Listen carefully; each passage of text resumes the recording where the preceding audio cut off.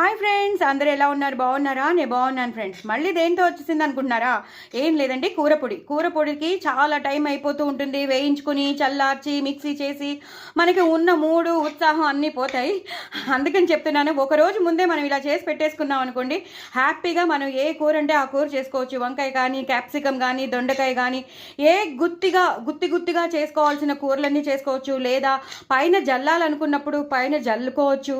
So దీని recipe ఈ రెసిపీని నేను మీకు షేర్ చేసినానండి. తప్పకుండా చూడండి, చేసుకోండి. చాలా చాలా బాగుంటుంది. చాలా మల్టీపర్పస్ కూడాను. మనం దేంట్లో అయినా యూజ్ చేసుకోవచ్చు, దేంట్లో అయినా వేసుకోవచ్చు.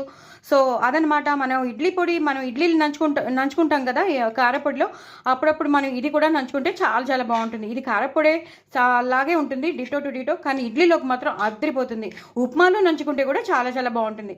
సో ఇంకెందుకు ఆలస్యం, తప్పకుండా ఇలాగే చేసుకోండి. నేను దీని రెసిపీని షేర్ చేస్తున్నాను. ఏమేమి వేశాను, ఎన్ని వేశాను, ఎలా వేశాను అంతా మీరు నా లాంగ్ వీడియో వస్తుంది, అది చూడండి, చేసుకోండి. ఎందుకండి లాంగ్ వీడియోస్ చూడట్లేదు? ఎందుకు మంచి మంచి రెసిపీస్ మీకు వద్దా? మీకు చేసుకోవాలని లేదా? ఎందుకు వైరల్ చేయాలని లేదా నన్ను?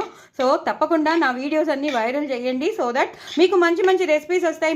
ఈజీగా చేసుకుని మన ఇంట్లో ఉన్న ఇంగ్రీడియంట్స్తోనే మనం ఎంత ఈజీగా చేసుకోవచ్చు, ఎంత టేస్టీగా చేసుకోవచ్చో మీకు తెలుస్తుంది. సో ఇంకెందుకు ఆలస్యం, ఇప్పుడు వచ్చేది సమ్మర్ హాలిడేస్. పిల్లలు ఇంట్లోనే ఉంటారు.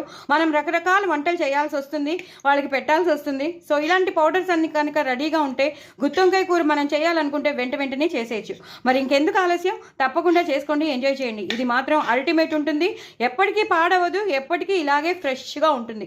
ఎందుకంటే మనం డ్రై రోస్ట్ చేసి పెట్టాం కాబట్టి. అదే ఆయిల్లో చేస్తే మాత్రం ముక్క వాసన వచ్చేస్తుంది. సో అందుకే చెప్తున్నాను, తప్పకుండా చూడండి, చేసుకోండి. ఎంతో టేస్టీ అయిన కూర పొడి చాలా చాలా బాగుంటుంది. మరి చేసుకుంటారు కదా, నాకు కామెంట్ బాక్స్లో పెట్టండి. ఇది చేసుకుని ఒక ఎయిర్ టైట్ కంటైనర్లో పెట్టేసుకోండి, ఎప్పటికీ అలాగే ఉంటుంది.